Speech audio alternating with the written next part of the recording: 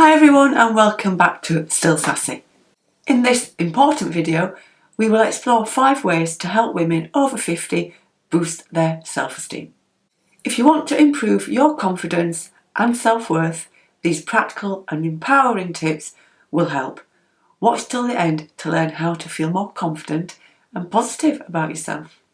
Now this video is an important one and I'm excited to bring it to you. To be honest, I could talk about self-esteem for hours. Lack of self-esteem can and often does become a bigger issue the older we get, if we don't do something about it, of course. It's an important topic, so this won't be the last time we discuss it. But before I go on, just a quick reminder that I would really appreciate it if you could find your way to navigate to the subscribe button and give that a little click before you finish watching this video, and like the video too. That really would help me out. Thank you. So let me ask you, do you ever struggle to feel confident and empowered as a woman over 50? You're really not alone. I get questions about this all the time from women who have been surprised that this has become such an issue for them. Some have lived their lives full of confidence with high-powered jobs and have never questioned themselves. Then bang, it all just trickles away. So I'm here to share some valuable tips to help boost your self-esteem and make you feel like the incredible woman you truly are. Of course, it takes work to shift a mindset. Ignoring how you feel will not bring results, but doing something every day to move you forward will. So what happens to our self-esteem as we fly into our 50s? Well, some women may have always suffered with low self-esteem. It's not an age-related issue in that sense. If that's you, the tips I'm sharing here will help, so carry on watching. However, as we get older, we can face many challenges that we've not had to deal with before.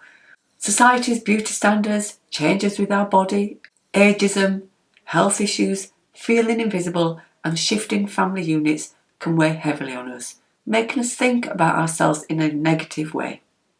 If this sounds like you, it's time to address these issues head on and reclaim your confidence and sassiness. Now I am speaking from experience here. As I moved into my 50s, I went through a rough patch of not believing in myself, not feeling good enough, people pleasing more than I'd ever done before.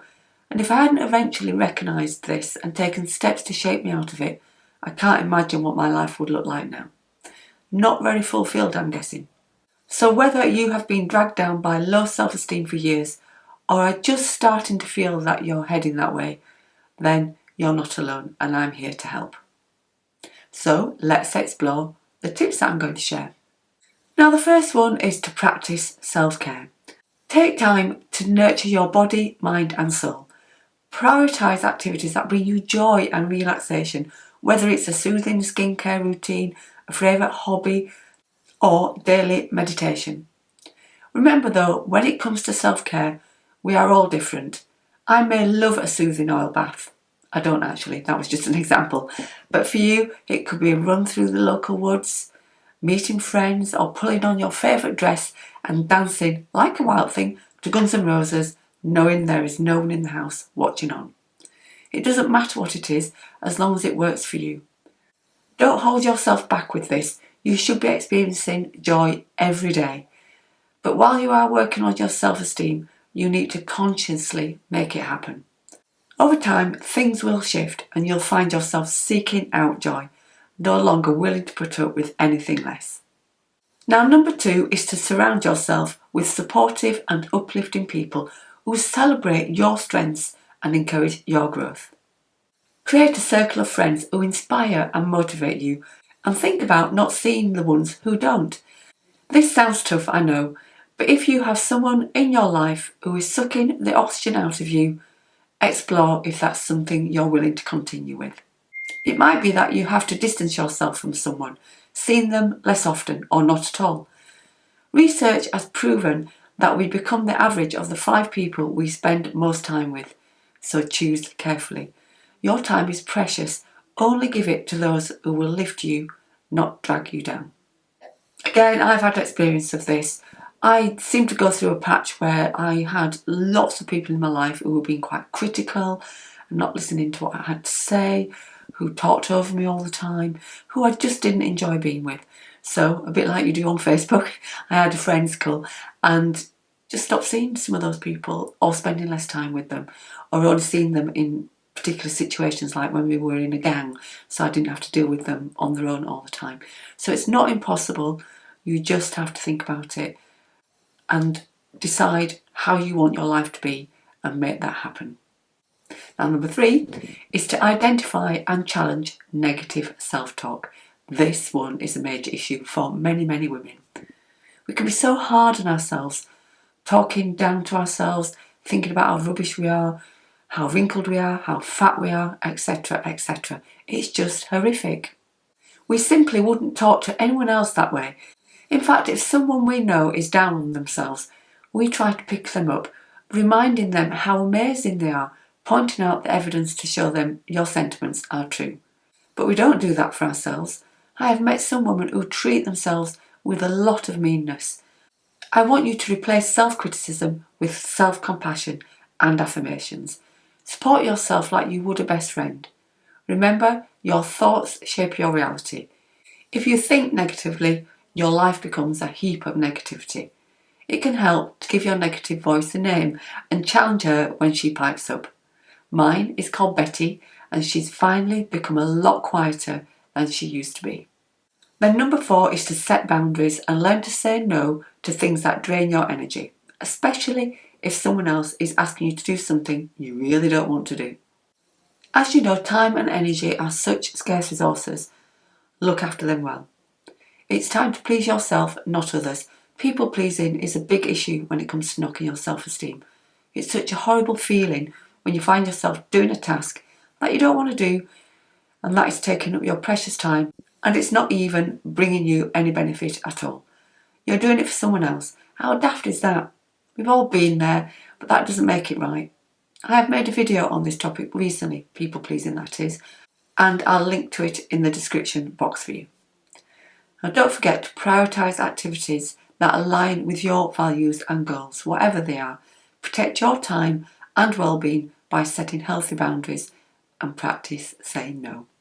Now number 5 is to celebrate your achievements by acknowledging your accomplishments, big or small, and celebrate your journey as it unfolds.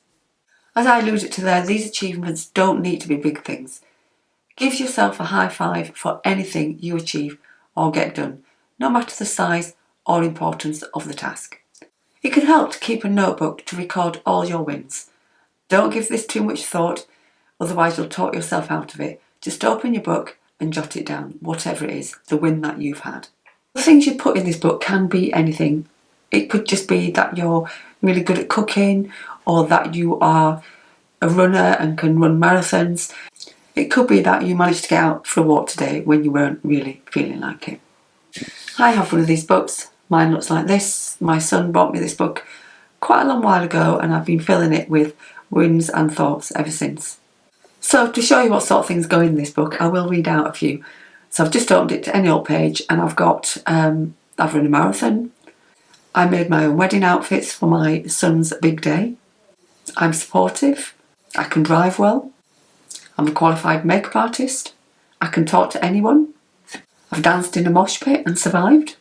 I'm helpful. I'm a good editor when it comes to editing magazines. I have 2 degrees. I run my own business. I've competed horses successfully. I can ride a motorbike. So you can see it can be absolutely anything. Just put them down in the book. Big wins, small wins, what you can do well, and use it as a guide. If ever you're feeling negative or down on yourself, pick your book up, have a quick troll through like I did then. Just remind yourself how amazing you are. So spend time reflecting on your successes and milestones and give yourself the credit you deserve for them. Don't wait for anyone else to give you permission to be proud of yourself, because they might not, and where does that leave you? Now, I know that sounds like a lot of work to be getting on with, but just take it one step at a time. I'd start with self-care, because if you're not looking after your body and mind, it's difficult to tackle the rest. Taking an holistic route to self-care of yourself can significantly elevate your self-worth and confidence. Remember, self-love is the foundation of true empowerment, so start there. So as a quick roundup, fostering self-esteem and confidence is essential for women over 50 to lead fulfilling and joyful lives. By implementing these 5 tips and embracing self-love, you can overcome challenges, embrace your worth, and thrive at any age. Remember, you are strong, beautiful, and worthy of all the love and respect in the world. Sassy, in fact. Now, I would love it if you shared your own tips for boosting self-esteem in the comments below. Let's uplift and inspire each other on this incredible journey of self-discovery. Together, we really can embrace our unique beauty and radiate confidence from within. Thank you for watching, and remember, you are phenomenal just as you are. See you in the next video.